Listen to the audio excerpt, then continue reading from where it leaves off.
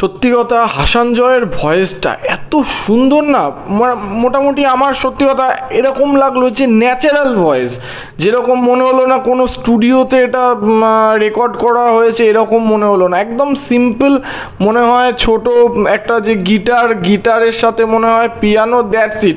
যে খুব বিরাট কিছু ইনস্ট্রুমেন্ট এখানে ইউজ করা হয়েছে সেটাও না, আবার যে বিরাট কিছু মানে সাউন্ড ইঞ্জিনিয়ারিং করা হয়েছে এই ভয়েসের ওপর সেটাও না, একদম সিম্পল ওয়েতে সিম্পল ফ্লোতে খুব সুন্দরভাবে উপস্থাপনা করেছে গানটা শোনার মতন, যেন লুপে শোনার মতন গান।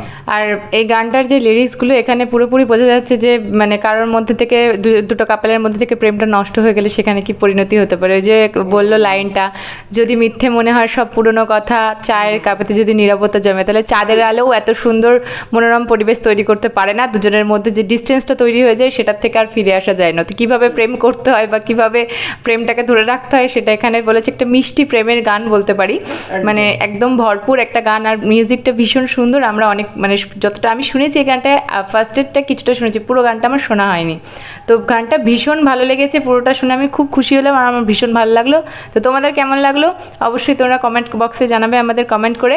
আর আমাদের ভিডিওটি কেমন লাগলো সেটিও কমেন্ট করে জানাবে। আর আমাদের ভিডিওটি ভালো লাগলে লাইক এবং শেয়ার করে দেবে। আর আমাদের চ্যানেলটি সাবস্ক্রাইব করে দিতে একদম ভুলবে না, যাতে সুন্দর সুন্দর ভিডিও তোমাদের জন্য নিয়ে আসতে পারি। তবে দেখা হচ্ছে নেক্সট ভিডিওতে। Thank you.